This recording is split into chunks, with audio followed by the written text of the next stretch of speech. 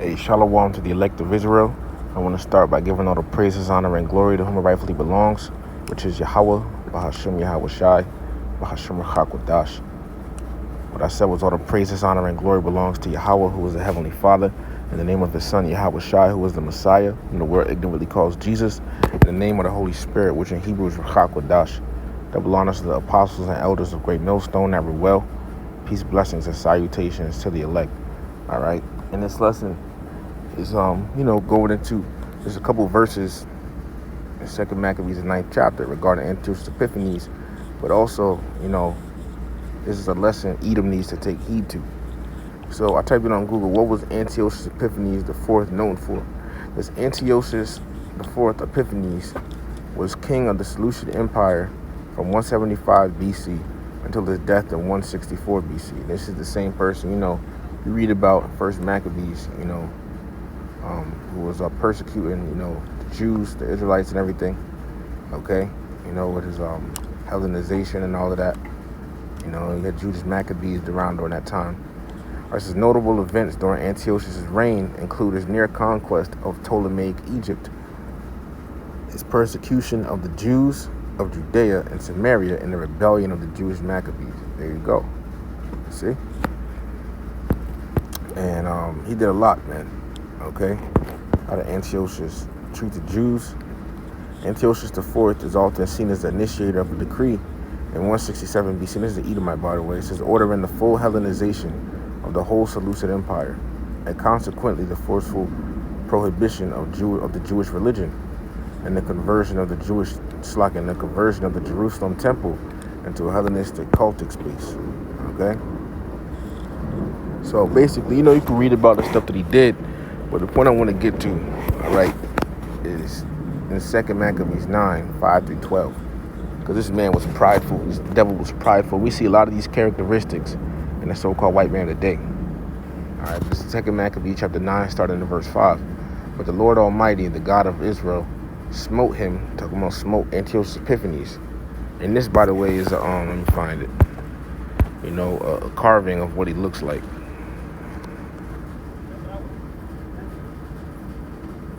Wait for it to load real quick.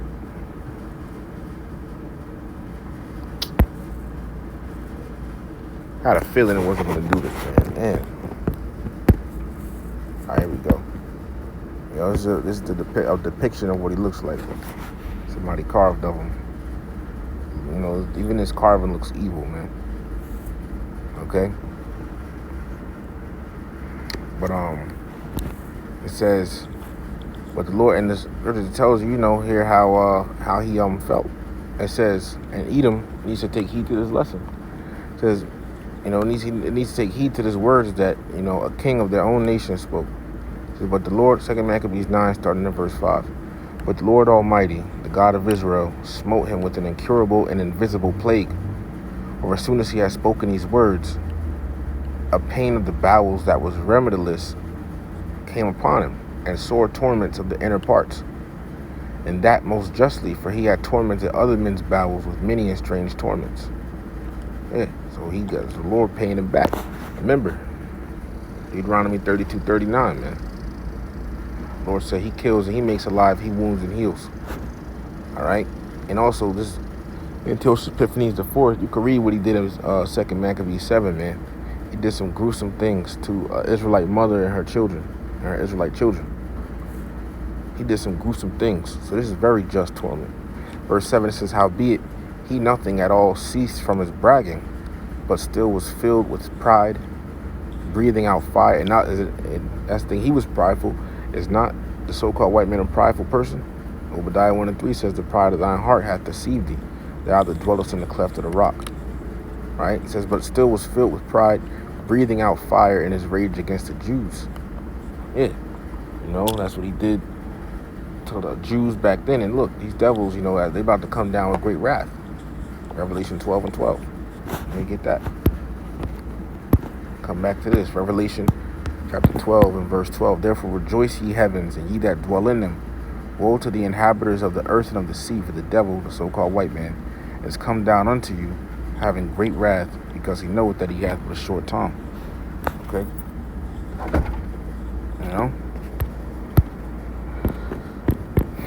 So, going back. See, so that's what they still doing. All right, these devils, they also breathing out fire and rage against the Israelites, man. You know, they about to really show their horns against you Israelites. Okay, just relating, just doing a comparison of this. This is going into Antiochus Epiphanes the fourth, but just doing a spiritual comparison. All right, with being written here about him. Okay, and what he did, and what's happening to him, versus also comparing it to how these devils and their pride today. All right, it says, and command him to haste the journey, but it came to pass that he fell down from his chariot, carried violently, so that having a sore fall, all the members of his body were much pained. Imagine seeing that. And look, listen to this. And thus he, that little aforethought, he might command the waves of the sea. So proud was he beyond the condition of man. Right? This is the devil, man. These devils are prideful. Look, the scripture says this. Okay, Job 9:24. The earth is given into the hand of the wicked. Okay, this earth, the rulership over it is given to the hand of the wicked. Who's the wicked? Esau, Malachi 1:4. Okay, they are called the wicked. Yeah, you have wicked Israelites, but in the scriptures, there's a nation of people known as the wicked. All right, that's another title for them, and that's the so-called white man Edom, Esau, Edom. Okay, so the earth, the rulership is given into his hands. All right, Genesis 27 says this. Genesis chapter 27, and verse 39. I started verse 38. And Esau said unto his father, Esau is the progenitor of the Edomites. It says, hast thou but one blessing, my father? Bless me, even me also, O my father. Esau wept, and Esau lifted up his voice and wept. So he was begging for a blessing. Verse 39. And Isaac his father answered and said unto him, behold, thy dwelling, right, shall be the fatness of the earth. Okay, so it so this devil, he has control over all the resources, the minerals, all of that of the earth.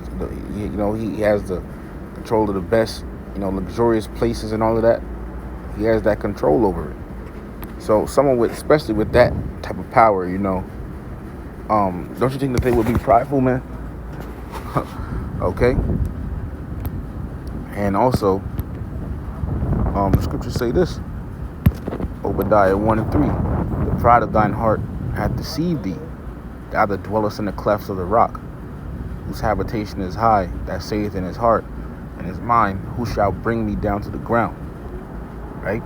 And this is towards Edom. Okay?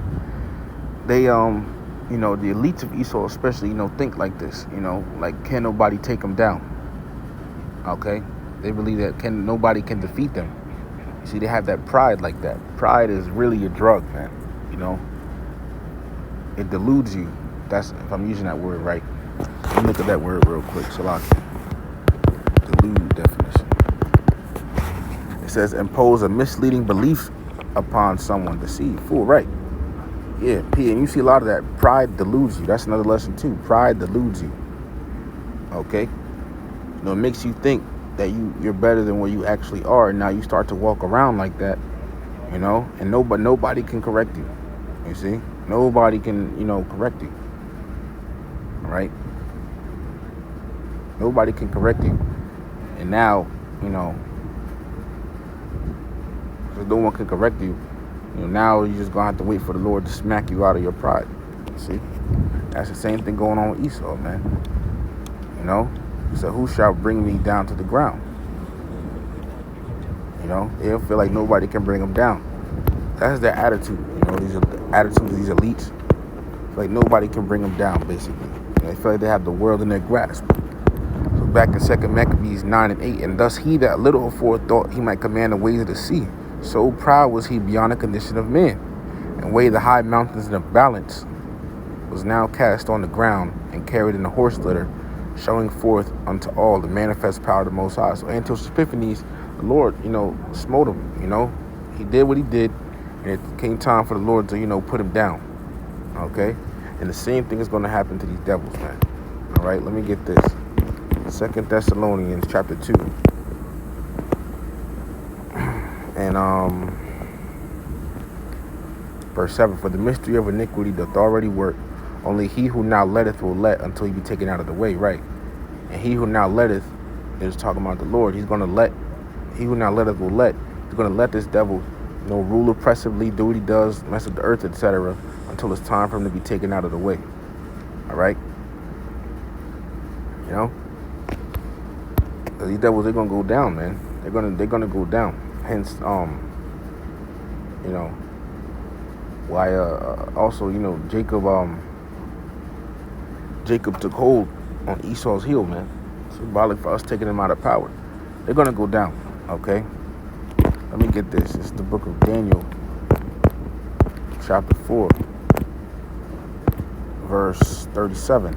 Now I, Nebuchadnezzar, praise and extol and honor the King of heaven, all whose works are truth and his ways judgment, and those that walk in pride he is able to abase. Right, the Lord abases those that are prideful. Proverbs 16 and 18. Pride goes before destruction, and an haughty spirit before a fall. So you see someone that's proud, just know that their fall is coming.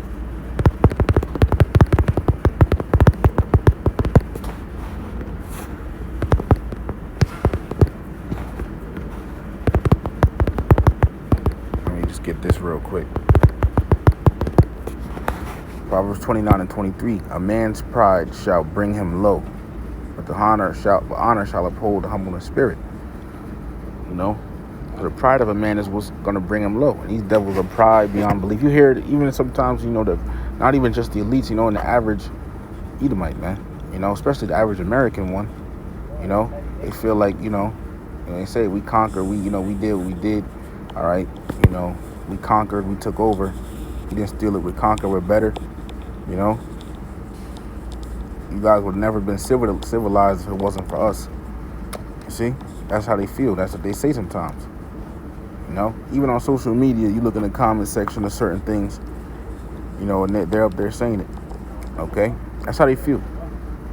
They don't understand the Lord gave them that. Gave them the position they're in. Psalms 75. Verse 6 through 7. For promotion cometh neither from the east, nor from the west, nor from the south, but the Most High is the judge. He putteth down one, and setteth up another. Precept, Daniel 2 and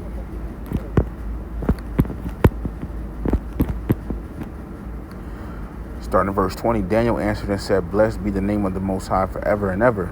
For wisdom and might are his, and he changeth the times and the seasons. He removeth kings and setteth up kings. See, the reason these devils got their power is because the Lord gave it to them. All right? It says, he giveth wisdom unto the wise and knowledge to them that know understanding. Daniel 4 and 17.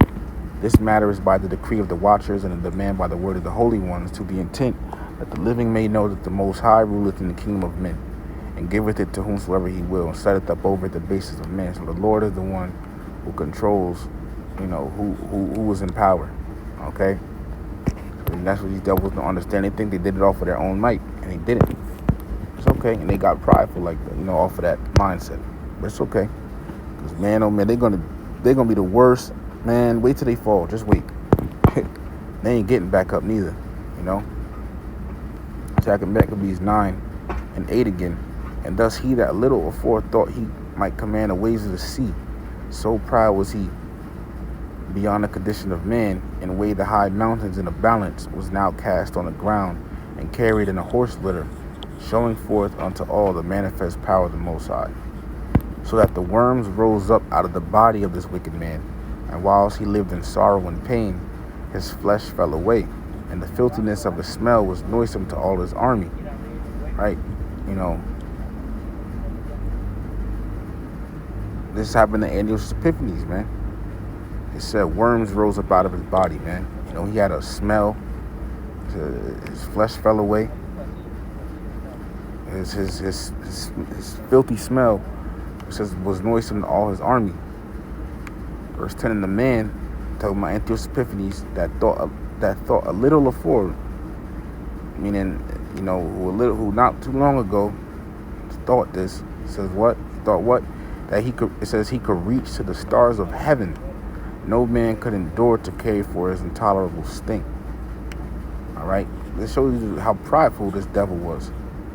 And once again, the same pride is showed in this so-called white man. All right.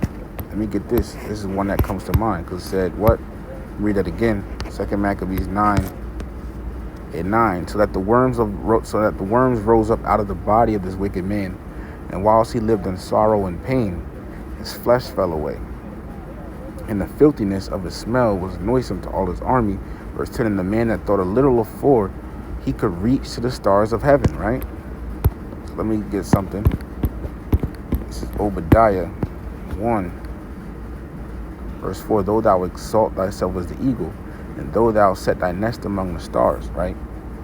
And this goes on into, these devils, they tried to, reach up to the moon and all that, Let me just see something. When America, tried to go up to the moon and all that, first.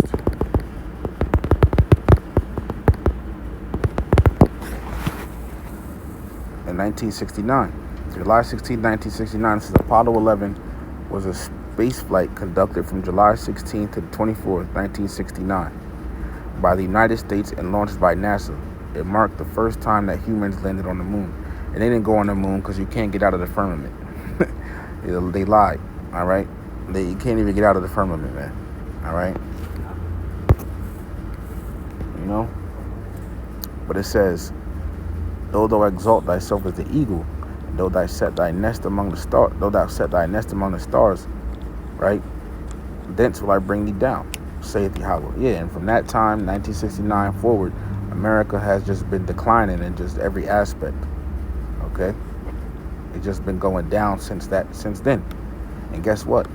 Just as a side note, that time also was the year when we Israelites started waking up. You see, this man has been losing the grip on his rulership ever since. It's Revelation 11 and verse 11. And after 3 days and a half, which is the time period from 1619 to 1969, right? 1619. Let me just, what happened in 1619. It says in 1619, two major historical events occurred in the British colony of Virginia: the arrival of the first enslaved Africans, right? And this is in the establishment of the first representative legislative assembly in the New World. These events, while distinct, are intertwined and have had a lasting impact on American history. So, really, the first, kind of, the 1619 being the year, we so-called first got to America, okay, by the ships, all right? And it says, bear with me 1 second.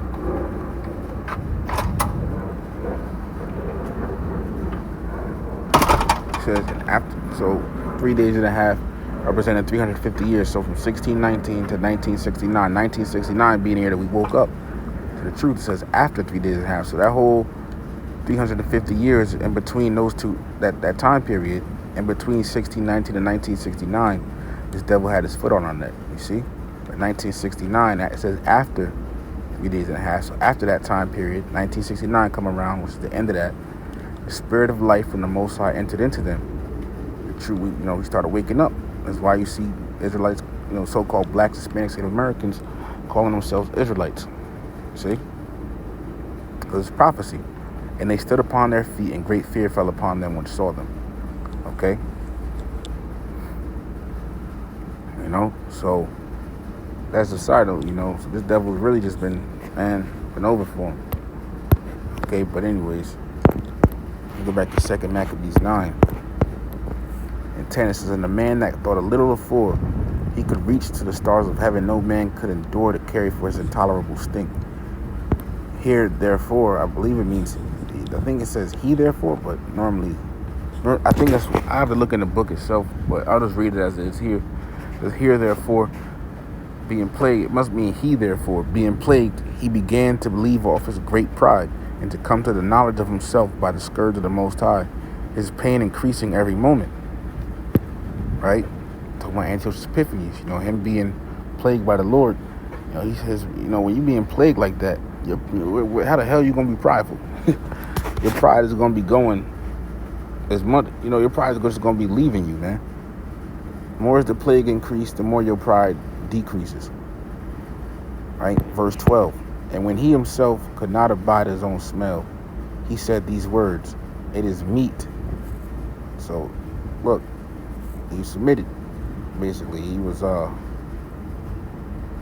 it says, it is meat to be subject unto the Most High, and that a man that is mortal should not proudly think of himself as if he were the Most High. Right? So, even Antiochus Epiphanes, an Edomite, said this. A man that's mortal, right? A regular man should not proudly think of himself as if he were the Most High. Okay?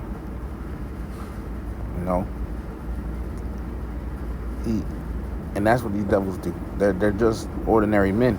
But as the scriptures say here in Isaiah chapter 14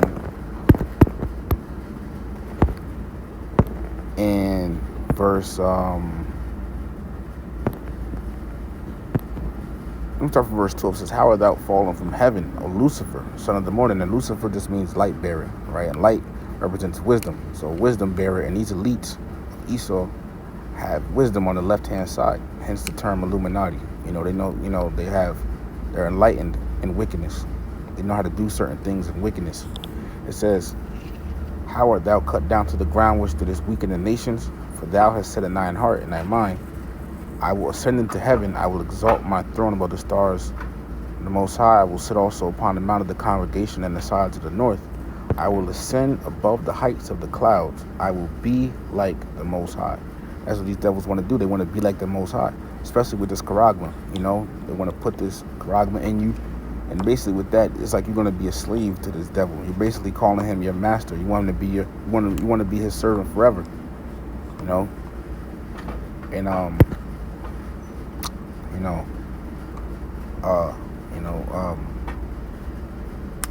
And with that charagma, it would attract you and all these things, especially with a brain charagma, They want everybody to be under them with this charagma, that control and all of that. You see? They want to be like the Most High. Even with little things like cameras and all that, trying to watch you. It's like, I'm looking at a camera right now, and it's, around my building. Okay? But, they're trying to be like the Lord, man. See? But the Lord's going to bring them down. And guess what's going to happen when Yahweh Shai returns? Isaiah 14:5, the Lord has broken the staff of the wicked and the scepters of the rulers. Yahweh Shai comes back, he's going to break their power. Let me get this. Isaiah 24. And verse 21, and it shall come to pass in that day that the Lord shall punish the host of the high ones that are on high, and the kings of the earth upon the earth. Yeah, the Lord is going to. And who's the high ones that's on high? The elites, international bankers. The Rockefellers, DuPonts, Gettys, Rothschilds, those.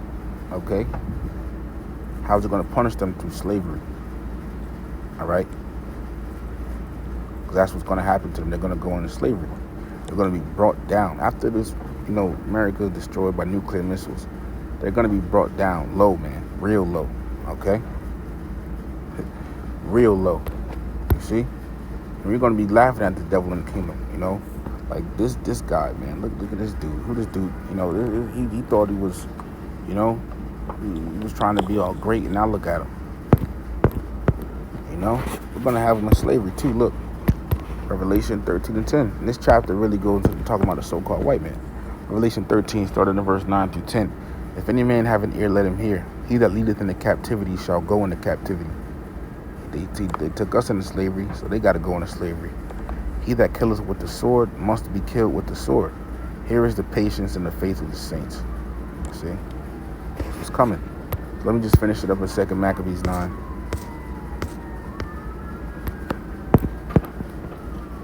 And verse 12 again, and it says that when he himself could not abide his own smell, he said these words, it is meet to be subject unto the Most High, and that a man that is mortal should not proudly think of himself as if he were the Most High.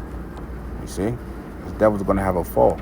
Like I said, pride goes before destruction, and then haughty spirit before a fall. All right? So, you know,